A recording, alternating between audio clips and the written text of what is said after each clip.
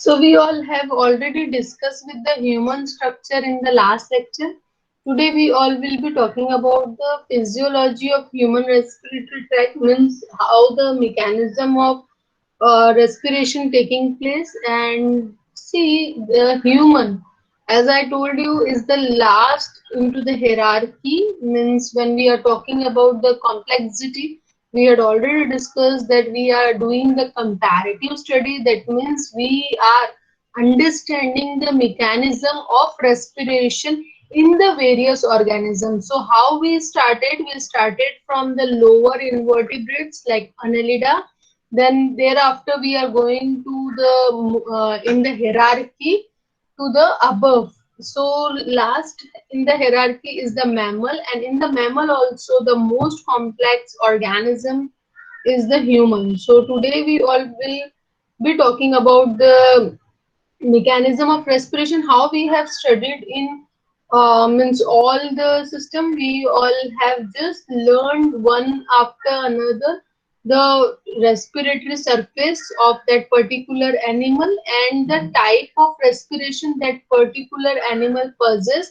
And not only this, we have already discussed about the mechanism of respiration in all animals. So same way in the case of the highest, most complex animal, human, also we will deal with. We had already discussed with the respiratory surface, that is the respiratory tract, and its function in the last lecture. Today we all will be talking about its physiology, that is the mechanism of respiration. So in the case of the human, we all have seen that the respiratory system, it is divided in the two part. You can say the upper and the lower. So upper thoracic respiratory organ and the lower this. So upper wala we all have seen, it is located outside the thoracic cavity, and the lower one we all have seen that it is situated inside the thoracic cavity. That means it is prevented with the thoracic cavity, that is the rib cage. It is very sophisticated and sophisticated organ. That's why it requires the extra protection, and that extra protection is given by the rib cage. And the upper thoracic respiratory part also we have seen that it is having the cartilaginous ring on the trachea and all. So we all have seen that the upper thoracic cavity region comprised of the nose, pharynx, larynx. Then lower we all have seen it comprised of the trachea, bronchi, lungs. We had already discussed about it in detail into the previous lecture. Today we all will be talking about the process of respiration, or you can say the physiology of the respiration, how the respiration occurs in the human. So when we talk about the process of respiration, so process of respiration basically in the case of the human, it involves the four stages. When we talk about the first stage, so first stage is the ventilation. We must remember ventilation is nothing but our breathing. So it involves the inhalation or inspiration. And exhalation or expiration we often say. So inhalation is also called as inspiration. Exhalation is also called as the expiration. Now see two main steps in the breathing. First is inspiration and expiration. When we talk about the inspiration, note down, inspiration is the process of taking air into the lungs, and it involves the action of intercostal muscle and diaphragm. Intercostal muscles are attached to the ribs on the outer side contract. This causes the ribs to pull out, and this expands the chest cavity. Then when chest cavity expands, diaphragm contracts and it moves downwards to further expand the chest cavity. The expansion of the chest cavity creates a partial vacuum, and this vacuum draws the air inside in the chest cavity. So because of that, all this air sucks into the lungs and fills the expanded alveoli. I repeat, the inspiration, that means inhalation, it is the process of taking air inside the lungs. See, taking air inside the lungs. not only from the mouth. So we all know we know the track completely now. Till now we all have learned the structure very carefully. So we know that it will come from the nose and it will go to your pharynx, then larynx, trachea, bronchi, then lungs. So withdrawing air inside the lungs is the inspiration. So what is inspiration? Inspiration is the process of taking air into the lungs, and it involves, now see, taking air inside the lungs. It is not just taking breath from the nose. It involves the action of the intercostal muscle as well as the diaphragm. Now we will see the changes. What happens in the intercostal muscle? Now intercostal muscle, we know it is attached to the rib on the outer side. So this intercostal muscle will contract. Now this contraction will cause ribs to be pulled out. This will expand the chest cavity. Now area of the chest cavity has increased, so diaphragm will contract and it will move down. And when it will move down, so further the chest cavity will expand, and the expansion of the chest cavity will give the space in the lungs. So automatically the air what is taken in from the nostril and all will be sucked inside the lungs. So this is about the inspiration, and this inspiration will fill the alveoli, and now gaseous exchange will start up, we know. Now what is then expiration? So expiration is simply opposite, ulta. Expiration is the removal of air from the lungs. Now what is going to be happen? We know inspiration, whatever things happen will reverse simply. So what will happen first? Intercostal muscle in the case of inspiration, which was contract, now it will relax. Now if it will relax, what will you know? It will take the rib cage down. The diaphragm will also relax. And now in the case of inspiration, diaphragm was moved down. So now what will happen? At the time of relax, diaphragm will move up. Opposite, no? This will decrease in the volume of the chest cavity. So automatically chest cavity will compress and the lungs will also compress. So what is going to happen? It will create a pressure. So whatever air is present inside will be pushed out and it will pass out. Now there is only one opening, that is the nose. So the air will pass out through the nose. Expiration is a passive process and no muscular contractions are involved. Okay, we have seen only relaxation of the muscle. It results from elastic recoil of the chest wall and the lungs. Means if you have pulled a rubber, so for pulling you requires some pressure, right? But if you want to regain its original position, what happens? You will simply leave it. So same thing is happening here because of the elasticity of the lung muscle. It is occurring. Understood? So here it is going to be a very passive process. Automatically elastic chairs will recoil and they have a natural tendency to spring back after they have stretched. So when we breathe out, not all of the air in the lungs will be expelled out because here no force, no external power is entering. So what happens? Some of the air will remain in the lungs and this will keep the lung from collapsing and allowing more time to exchange of the gases. If the lungs will completely be emptied, there is a chance that the lungs will collapse, means they will stick, both the wall of the lungs will stick. So what happens when we breathe out? So some air remains inside the lungs. Once again, we will learn the ventilation process. In the ventilation, we involve, it is a two-step process. First is breathe in and second is the breathe out. We say breathe in as the inspiration. What is happening in the breathe in? We are taking the air inside the lungs. That means we are drawing the air in our lungs. So it will not go automatically. We require some power. So what happens? It will involve the action of two muscles. First is the intercostal muscle and another is the diaphragm. What happens in the case of the intercostal muscle? intercostal muscle will be contracting. So this contraction of intercostal muscle will cause a pressure on the your lung rib cage, or you can say the chest cavity. So automatically chest cavity, now you start imagine, okay, your chest cavity is expanding. So what is going to be happen? Automatically your diaphragm will means, now see, chest cavity is this expanded. You breathe, you will find automatically that your diaphragm is also contracting and it is going to move downward. Okay, because the chest cavity is enlarging. So definitely you can see here the diaphragm is contracting. So diaphragm will contract. So it will give additional space. So this additional space will give chance to air to suck inside the lung. Understood what is happening?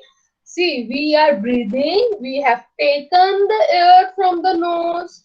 When we have taken air from the nose, so the ribs means whatever intercostal muscles are there, it is attached to the this chest cavity.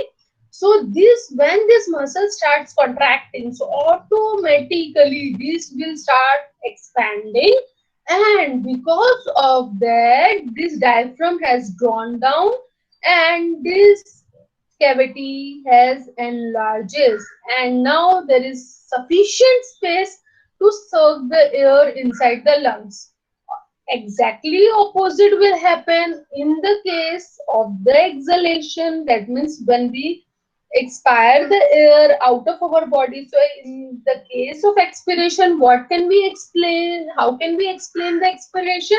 So we can explain expiration is the process of removal air from the lungs. That means we are, whatever air we have drawn in will throw out now.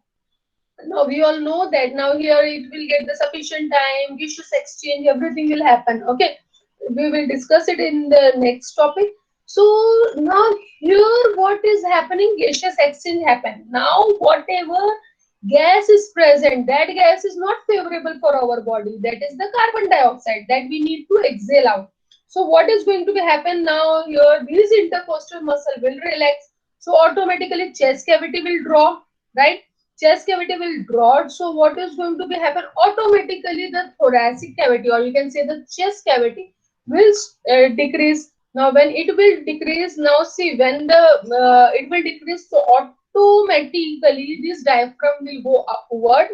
Okay, reverse condition is going to be happen, and whatever air is there, that air will be pushed out, and the air, now only one opening, that is nose. So the air which comprise of the carbon dioxide, which is not favorable for our body, will be breathed out of our body. So this is the first step, that is called as the ventilation. Now let us discuss the second stage. Now this is pulmonary diffusion. Now what is going to be happen here? Exchange of gases between the air and lungs and the bloodstream. So what is going to be happen? The air which we have inspired in, that will go inside the alveoli. Okay, the air has now, how air has entered into the lungs we understood very well. Now whatever air has entered, that air will enter into the alveoli. The alveoli from the respiratory surface, right? So we know the main respiratory surface. In last lecture when I was discussing about the structure, I told you that the alveoli is the main respiratory surface. Okay, or you can say the unit of the respiration in the case of the human. So our main respiratory surface is the alveoli. So what is going to be happen here? Now we know that the diffusion of the oxygen occurs on the respiratory surface, because the respiratory surface have the characteristic features like it is having the thin membrane, it is having the mucus layer in it. We know it is permeable to the gases, it is moist. We have learned all these characteristics many times, so I hope till now you all have by heart all this thing. If you have seen the all lectures, so you know by now that our main respiratory surface is alveoli. Now see, whatever air we have inspired, now on this point onwards, the air has entered into the alveoli. Now this alveoli will give space for the gaseous exchange. So how the gaseous exchange occur? We have discussed that it is the diffusion of oxygen from the alveoli into the pulmonary capillaries, and carbon dioxide from the opposite direction will take place. Understood? Now, this alveoli, in the last lecture, we all have learned that alveoli merges with the blood capillaries, right? So, what is going to be happen now when we talk about the concentration of oxygen diffusion? I told you in previous lectures also, diffusion means movement of the molecule from the higher concentration to lower concentration. So now here the point to be remember that the concentration of oxygen in the alveolar cavity is higher. Understood? And now this alveolar cavity is merged with the blood capillaries. Understood? So now alveolar capillary have the higher oxygen concentration and blood capillary have the lower oxygen concentration. So what is going to be happen? Here the diffusion will occur. That means the oxygen from the alveolar cavity will go to the pulmonary capillaries, and what is going to be happen, carbon dioxide level is less in the alveolar cavity but it is high in the pulmonary capillaries. So what is going to be happen in from the pulmonary cavity or capillary, the carbon dioxide will come into the alveolar cavity. Once again, we will understand this. Don't get confused, students. Now we have breathing, we have inspired the air inside our lungs, and from the lungs, now we know that the air is coming from the trachea. We all have learned about the bronchial tree. We know that from the branches, the air will suck into the alveoli, right? So now these alveoli are filled with the air. Now this air have the more concentration of oxygen, as if we all know that the concentration of oxygen is more in the case of air and carbon dioxide is very less, right? We know 21% oxygen is present and the carbon dioxide level is very low.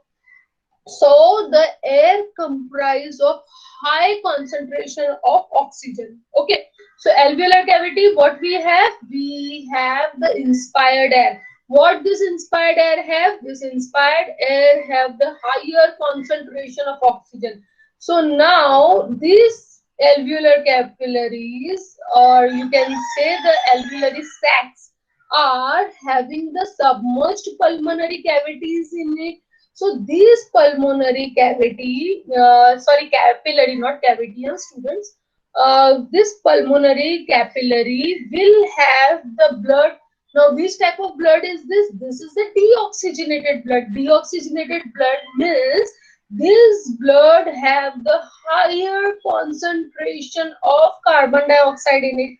So now blood capillary, higher blood concentration. Alveolar capillary, higher oxygen. So diffusion will occur. Now what is going to be happen? Whatever oxygen is present in the alveoli will move into the blood. Whatever carbon dioxide is present inside the blood will move out and will enter into the alveolar capillary. So now here blood is oxygenated. Alveolar capillary has lost its oxygen molecule and now it has which gas? Carbon dioxide gas.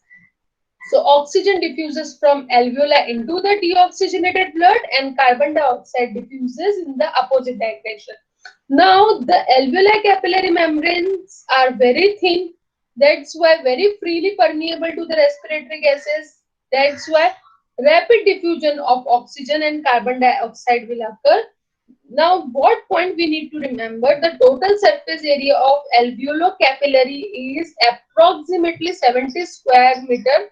in the case of adult. I had already discussed this point when I was talking about the structure. So this large area is available for diffusion. So amount of blood in the lungs at any time is approximately 150 ml. This small quantity of blood spread over 70. Now see, 150 ml blood is going to spread on the 70 square meter area. So what is going to happen? The blood is finely spreaded. So more and more diffusion will occur. Hope students, you understood the pulmonary diffusion. What we learned into the pulmonary diffusion? That air is drawn into the alveolar capillary. Now air is having the higher oxygen level, and this pulmonary blood is deoxygenated. So diffusion will occur. Now blood is got oxygenated and the alveolar capillary is filled with carbon dioxide. Now third state, that is the perfusion, transport of the gases into the blood.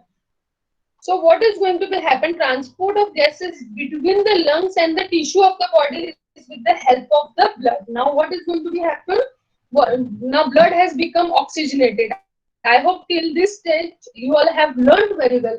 Now our blood is oxygenated. Now we need to transport it, because only blood does not require oxygen. It required requirement of the each and every tissue for their metabolic activity, for energy utilization. So what is going to happen? This blood which got oxygenated will go to the all tissue. Now this will be taken by the circulatory system, which we all are going to learn in detail.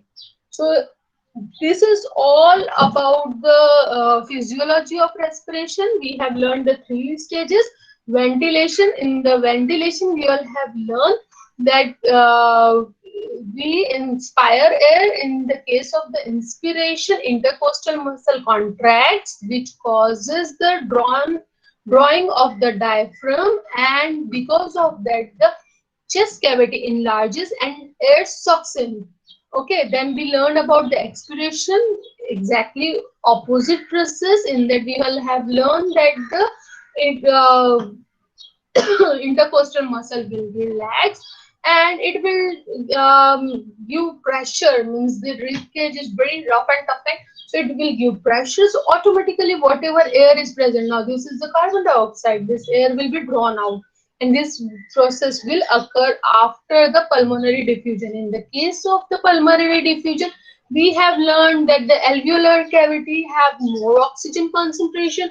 So this oxygen concentration will go to the lower oxygen concentration side, that means to the pulmonary cavity, which has brought the deoxygenated blood, and this pulmonary cavity will give or exchange the carbon dioxide in place of the oxygen. So this we have learned, and whatever blood is got oxygenated will transport to the various body parts. So this is about the physiology. Now we will learn in detail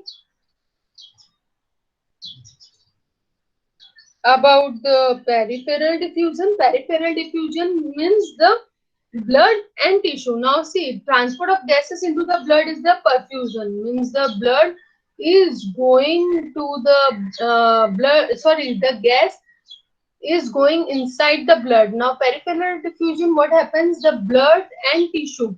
Now oxygen has entered inside the blood. Now from the blood it will go to the various tissues.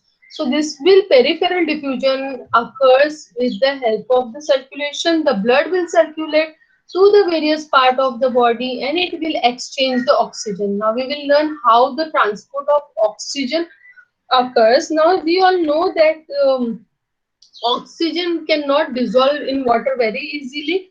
Why it cannot dissolve? Because the water is having H2O already. It is having the hydrogen molecules which is already bound with the oxygen. So to dissolve extra this oxygen molecule into the water, so we require some type of respiratory pigment. So oxygen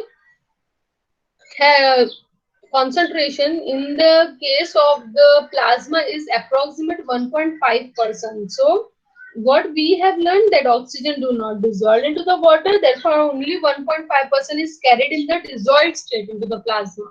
Now then, how 98.5% will be transported?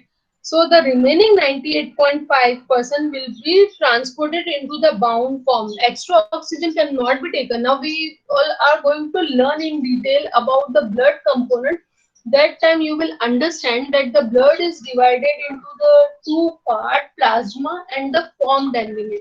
Formed element is the cells, blood cells. So it comprises of WBC, RBC, and your platelets and the plasma. So plasma concentration in the blood is approximate 98. But our blood, now when we are talking about the oxygen transport, so here I'm concerned with only one formed element, that is the RBC, your red blood cells, which is also called as the red blood corpuscles. I told you when we were talking in the introductory lecture, that time I told you that these oxygen molecules for the transportation needs to be bind with some time of the respiratory pigment. But in the case of the higher animal, these pigments are bound, or you can say it is designed in a proper uh, cell form. So in the case of the human, this respiratory pigment is same hemoglobin only. So this is present inside, or you can say it is enclosed into the cell, that is called as the RBC. Because the human blood carries many more things along with the hemoglobin. So for that particular reason, the more complex animals, so more complex process is there. So their RBC is enclosed, their respiratory pigment, that is hemoglobin, is enclosed into the red blood cells. So what is going to be happen? Now plasma capacity, I told you, is only carrying the 1.5% of the oxygen. So that is not sufficient. We have invested so much energy in taking the air inside in. So if the remaining air is being wasted or not taken by the blood, then what is the use? So for that reason, this air must be bound to some form. So hemoglobin respiratory pigment is very efficient. So remaining 98.5% air is bound to the hemoglobin, and this hemoglobin, as just now I told you, is enclosed into the red blood cells.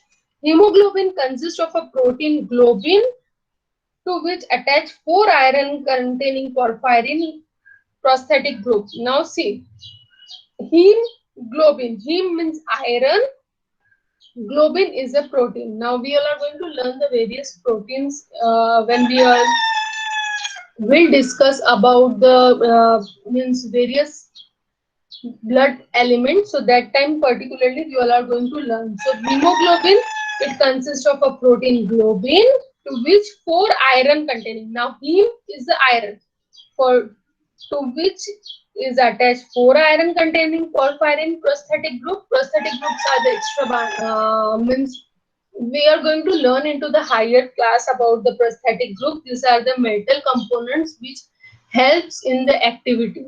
So here which metal is used? Iron. That's why it is hemoglobin. Now see, this iron is having very good efficiency to bind with oxygen. So what is going to be happen? Each iron molecule will bind to one molecule of oxygen. So now when iron binds with the oxygen molecule, it forms the oxyhemoglobin. So one hemoglobin molecule can bind to four molecules of oxygen. I'm talking about molecules, that is O2, huh, student? So depending on the saturation of oxygen, if more oxygen is present, all four hemoglobin can bind.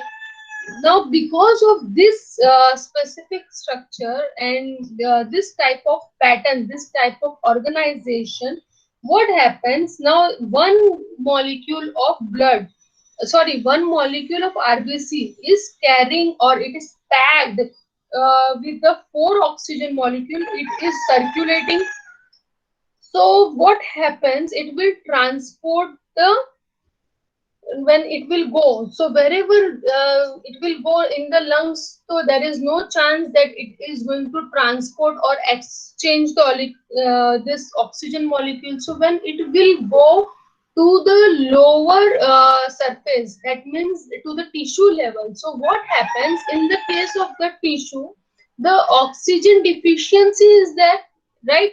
So this oxygen molecule will be transferred one after another. The hemoglobin will start unloading. The saturation of hemoglobin with oxygen depends on the partial pressure of oxygen. Means if the oxygen pressure is high, that is called as the partial pressure. So this partial pressure, if it is high, so that particular area, the oxygen molecule will retain with the hemoglobin molecule, and when it will go to the blood level or the tissue level, so that particular time the partial pressure will decrease and this oxygen molecule will depart from the hemoglobin, and this reaction is reversible. I could not mark it reversible. Now see what is happening in the case of transport of oxygen. We all have learned that the oxygen cannot dissolve into the water. So definitely it cannot dissolve into the plasma, because we know the plasma comprises of 98% of the water, right? So in that case, there must be some efficient respiratory pigment. We have learned about the respiratory pigment. These are the essential molecule embedded in the blood plasma in the case of the lower organism, which helps in binding of the oxygen molecule.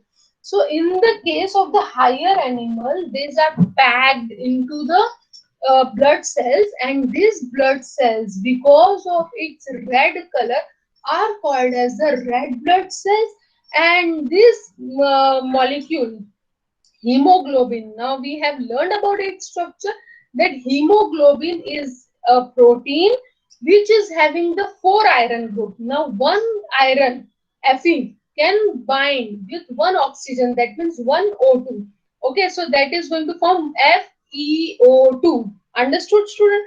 So this Fe molecule will bind, now Fe is also molecule, so that is Fe2.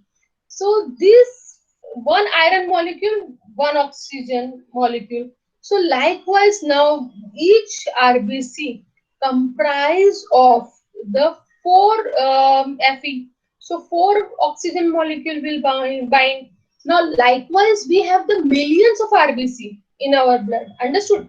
So these RBC molecule have bound. Now we all have learned how the pulmonary diffusion occurs. So in the case of the pulmonary diffusion, we all have seen that the blood is loaded with oxygen. So blood plasma will take 1.5% of the oxygen, and this blood cells will take 98.5% of the oxygen.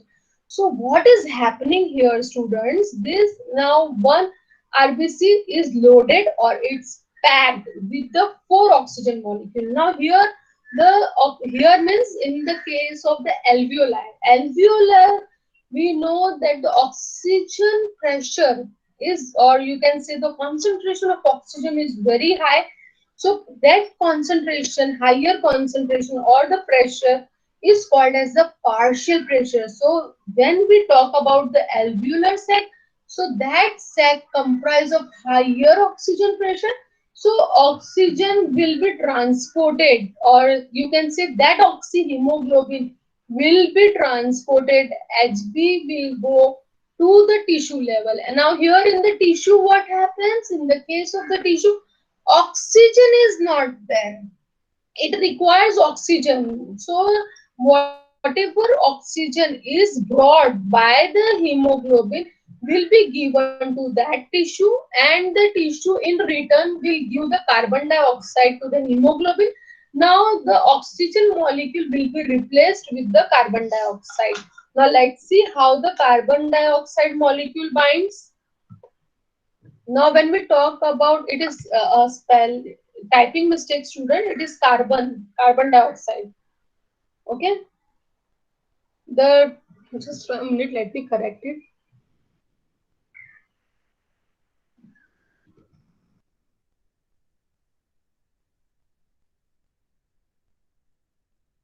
Now, when we talk about the transport of carbon dioxide, so normal resting condition, each 100 ml of deoxygenated blood contains approximate 55 ml of carbon dioxide. Okay, so how much blood is present? We have the 5 liter of blood. Okay, so when we are talking about out of that 100 ml 55, so approximate 5 liter, we say approximate, we can say 3 liter blood is going to be our carbon deoxygenated, means half we can say, half blood is oxygenated and half blood is deoxygenated, or you can say 55%, right? So this carbon dioxide is carried by both. Now we will have seen that the plasma also brought 1.5% of the oxygen. So for what purpose it has brought? It has brought to give to the tissue only, na? So when plasma is giving the oxygen to the tissue, so plasma is taking, now diffusion will occur. So plasma in return will take the carbon dioxide from the tissue. So the blood as well as the plasma, means blood means the hemoglobin. I am concerned here with the hemoglobin. So who will carry this carbon dioxide? Plasma as well as the hemoglobin. So blood transport carbon dioxide in the three main forms. First form is the dissolved carbon dioxide. When we talk about the dissolved carbon dioxide, so about 7% is the dissolved in the plasma, and upon reaching on the lungs, it diffuses into the alveoli. Okay, so this 7% only, how much, see, when we talk about the dissolved carbon dioxide, so there is only one option for the dissolving, that is the plasma. So plasma have the 7%. How much oxygen was there? We have learned 1.5% oxygen was brought by the plasma. Now how much it is taking carbon dioxide? 7%. Okay.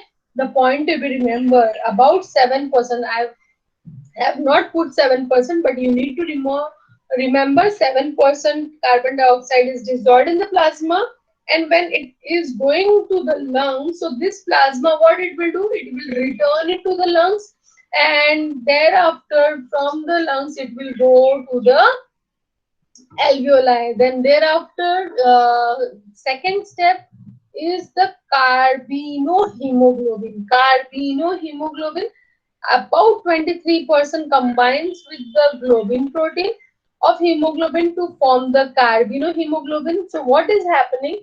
Hemoglobin, I told you that in return, means hemoglobin, when it is giving oxygen to the tissue, so tissue has to return to maintain the osmotic balance. So tissue in return will give the carbon dioxide. So what is going to be happen? It will form this Hb molecule will bind with the carbon dioxide, and it will form the HbCO2 complex. So formation of carbinohemoglobin is highly influenced by the partial pressure of carbon dioxide. Now, where the partial pressure of carbon dioxide will be more, students? Partial pressure of the carbon dioxide will be more in the case of the tissue. Okay, and partial pressure of oxygen will be more in the case of the alveoli. We have to remember this point. Now, high partial carbon dioxide pressure will promote the formation of the carbinohemoglobin in the tissue capillaries, and low partial carbon dioxide pressure will split the carbon dioxide from the globin. Now, see what is happening in this case. Now, see, we have learned in the previous case transport of the oxygen, that alveolar space, the hemoglobin cannot detach the oxygen molecule. Why it was unable to detach? Its limitation was coming because of the high partial pressure of the oxygen. So same here. Now the tissue has returned the carbon dioxide molecule to the hemoglobin. Now this hemoglobin is bound with the your this Hb molecule, and it has formed the carbinohemoglobin.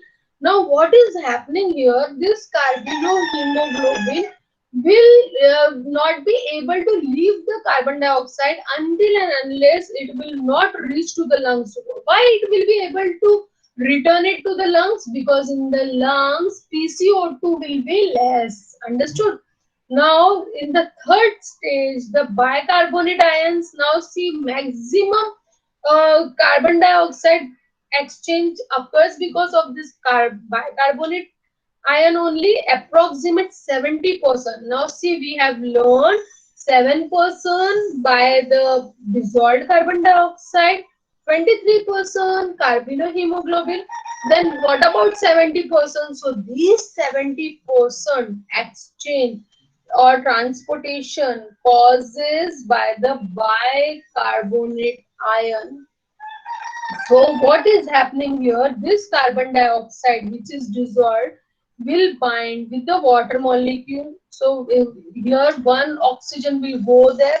So what will happen? H2CO3, that is the bicarbonate ion will form, and this will give the H2CO3, and this H2CO3 will form the H plus HCO3. So that means the acid will form. As carbon dioxide diffuses into the blood capillaries and enter into the red blood cells, it will start reacting with the water, and in the presence of the enzyme carbonic anhydrase. We need to remember the name of enzyme, that is carbonic anhydrase, CA. This will form the carbonic acid. This is carbonic acid, children. So this carbonic acid dissociates into the H plus and HCO3 ions, and this hydrogen H plus will combine with the hemoglobin as well as with the other buffers, and this HCO3 will start accumulating inside the RBC, and some will diffuse into the plasma also down the concentration gradient, and it will maintain the electroneutrality. Equal amount of chloride ion which diffuse from plasma to the RBC. This exchange of HCO3 of RBC and chlorine of plasma is called as the chloride shift or the hamburger shift. Okay, so this chloride shift maintains acid-base equilibrium approximate 7.4. We always say our blood pH is 7.4 for the blood, and electrolyte balance also maintains between the RBC and plasma. Once again, we will discuss all this stage, that the transport of blood will occur in the three main forms. First, we have learned about the carbon dioxide, dissolved carbon dioxide, that is approximate 7%. So what it is very simple, diffusion will occur and 7% carbon dioxide will dissolve into the plasma, and this plasma after reaching into the lung will exchange it with the alveoli. Then second step we have learned carbino hemoglobin. We know the PCO2 is more in the case of the tissue, means carbon dioxide partial pressure is high in the case of the tissue. So in the tissue, what is happening? In the tissue, this carbon dioxide will be returned to the HB, and this HB will bind very tightly with the carbon dioxide molecule and will form the carbinohemoglobin. And this carbinohemoglobin will return back to the pulmonary respiration, and there again the cycling will occur.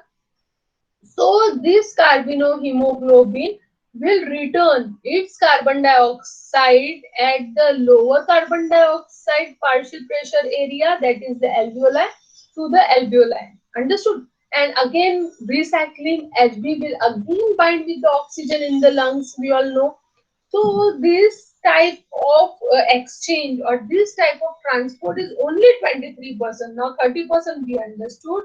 Then what about the rest 70? So rest 70 occurs by the bicarbonate ion. What happened? This carbon dioxide which is diffused into the blood capillaries and enter into the RBC, that will react with the water in the presence of enzyme carbonic anhydrase. I repeat the name of enzyme. It is carbonic anhydrase. This carbonic anhydrase will help to form the carbonic acid. What is carbonic acid? H2CO3. This carbonic acid will then dissociate into the H plus and HCO3 ions. Now this H plus will combine with the hemoglobin and will form HHB. Okay, this HHB will this will combine with the HHB.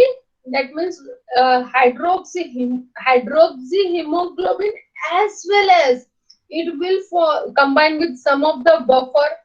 Okay, now what about this HCO3? So this HCO3 will accumulate inside the red blood cells. It's a complete compartment for the respiratory pigment. So all respiratory things will go inside.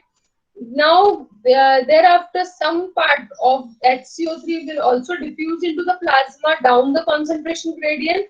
Now, to maintain electroneutrality, equal amount of chlorine ion diffuse from the plasma into the RBC. So, what will happen? Exchange of HCO3, RBC, chlorine, all this will produce the chloride shift, and this chloride shift is called as hamburger shift. Students, you need to remember chloride shift is called as hamburger shift.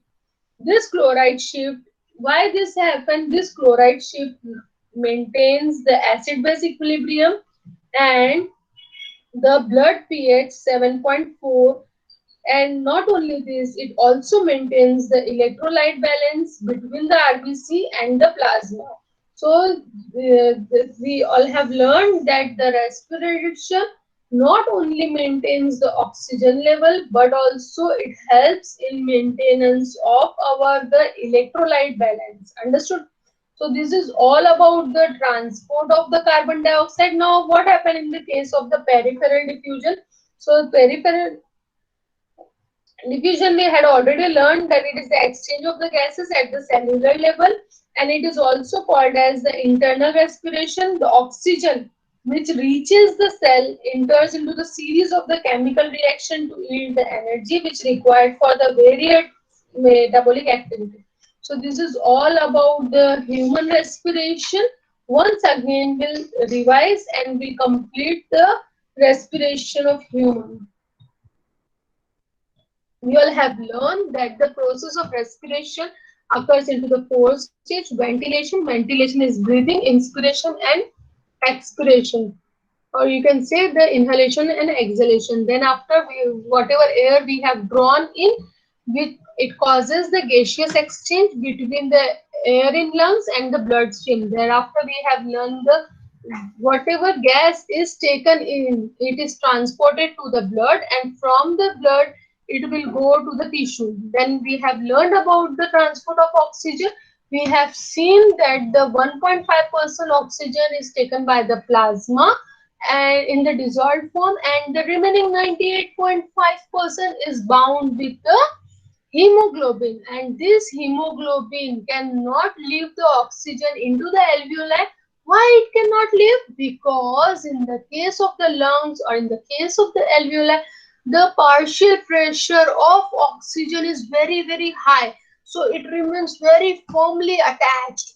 Okay, so from there it will go to the bloodstream, and from the bloodstream it will start donating the oxygen molecule. So while donating oxygen molecule, the carbon dioxide which is present into the blood is taken up by them. So this carbon dioxide is produced in large form. Now how this carbon dioxide is produced, student? This carbon dioxide is produced into the cellular activity. Whatever cell is doing the metabolic activity, we have learned that cell is doing the food oxidation, many other work, energy forming, then all things. So it all produce carbon dioxide as the byproduct. So this carbon dioxide is present in the blood in the higher concentration. That means approximate 100 ml of the blood comprise of 55 ml of the carbon dioxide. So this higher concentration of the carbon dioxide is given back to the lungs in the three form. First form we have learned 7% carbon dioxide is returned by the dissolved form, that means directly into the plasma, that means simple diffusion will occur here.